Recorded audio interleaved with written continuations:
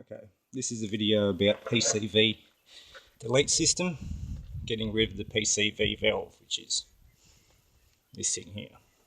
I'll show you what that's all about after. So this first part of it is the delete here of the throttle body. This is the air used to flow that way and into the rocket cover, which is over here. I've just got all this pipe work up and over here, so it's a little bit easier to explain. I'll tuck it all underneath that bar and nice and neat after I'm done here, but it used to flow into here. So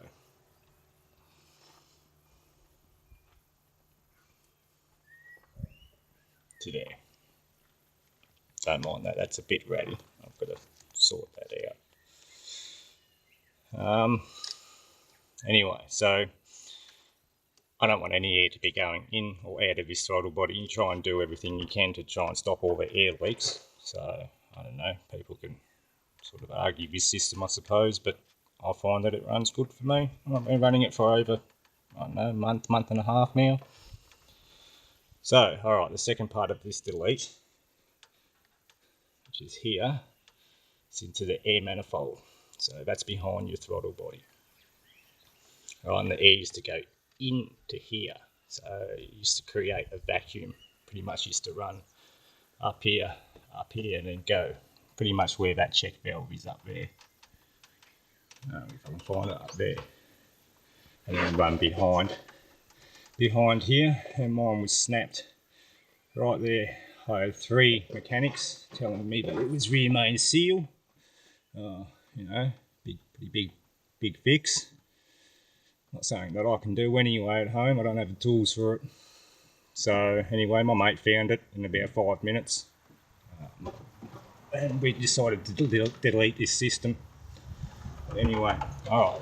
So let's go back to the actual system itself. What I've done here is I've put a air filter on the oil cap.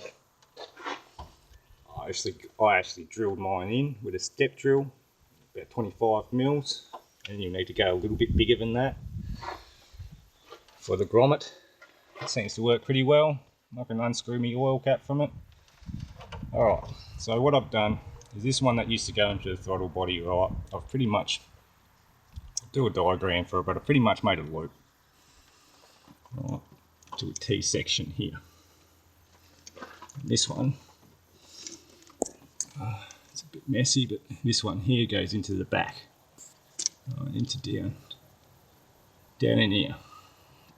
So that completes that little loop there. Alright, now this is a one-way check valve. I replaced it from this, much cheaper. You can get these online for about $7-8. So the airflow is going from the passenger side rocker cover to over here, and I'll explain the vacuum side of it after. It just runs up, and I've just tucked it up all underneath this, run it all along it, and it comes down to up in here, it comes down to here and then into a secondary filter here. Now, I've had a few people argue this is all pointless here, right? But you've got to understand that this is over here. It's where we put our check valve. So I'm hoping there should be a vacuum created, and it mainly comes out of this one. It goes into that one and then comes out of this one when it gets too much pressure happening and stuff like that. And at the very beginning, when that other side doesn't have enough pressure differences to create a vacuum in the system. And the secondary function for this one, right, because that does have a check valve on it. When the engine cools down, my theory to it, is you need to be able to pull air from somewhere. So realistically, this is here. The secondary function to it would be to let air back into here when the motor's cooling. Alright, so let's explain this pressure difference sort of thing. The way which I see it, because I used to do a bit of sailing, is that, when you sail, you learn that a boat moves by pressure differentials between the two sides of the sails. And I'm working on the same theory here, being a higher pressure here, working to a lower pressure, lower pressure, lower pressure, right? So down into here, and then this here will be even a lower pressure, and a lower pressure again. And I'm hoping that that will create a vacuum in this loop pipe here. So, and you want the T to be like a straight and this to be coming into it like that. So the air gets pulled this way or this way, vice versa. I'm pretty sure it's like this way, and creates a vacuum in here, which pulls air from the other side. But when you really give it some, you want to have a secondary release for it too. You don't want to damage your gaskets and shit. But yeah, and then the final pressure differential will be 2 atmosphere out of here. And when I start the car, you'll see it'll start venting out of here. I haven't had it running, so, and it does vent out of there. It's just hard to see when the sun's not happening on it. But you'll hear the car. It's not noisy. I've heard a PCV system when it's not running good, and you definitely know that it's that. It also cleaned up my exhaust a lot. I'll show you that when I start the car, which I'll go and do now.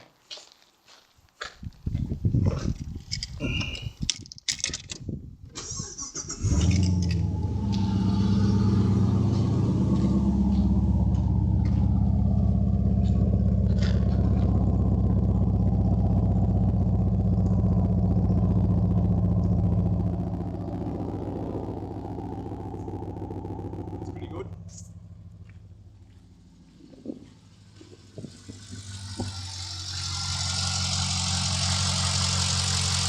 So as you can see, it's not building up pressure.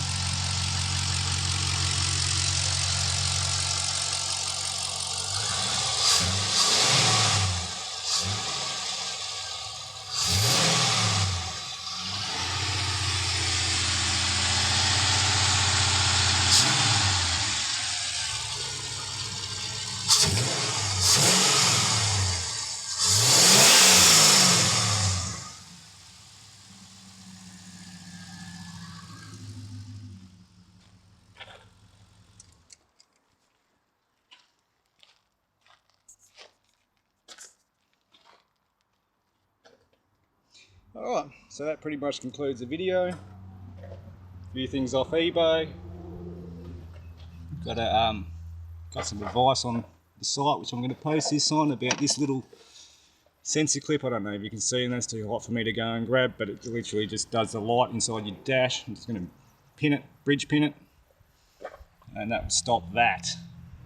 Or the other idea would be to go and get this drilled out here, put another like here or something like that actually. Oh, it's pretty hot. Actually no, you want to go down the bottom, because you want to come up with it and put a little, I don't know, bottle, clean all this up, put a cold air intake, proper cold air intake over the radiator or something like that. I want to move this over to here somewhere and have another little water tank right here, and you just have your sensor in there, and if that ever empties below it, you have to have it down sort of like here or something, down here, about this height with the tank. If it empties below, where your hole is, it'll drain out, and it actually will work as a sensor itself. You're not deleting it or anything like that. So if shit does fucking, pipes come off or something, you'll know. Alright, that's the end of the video. See ya.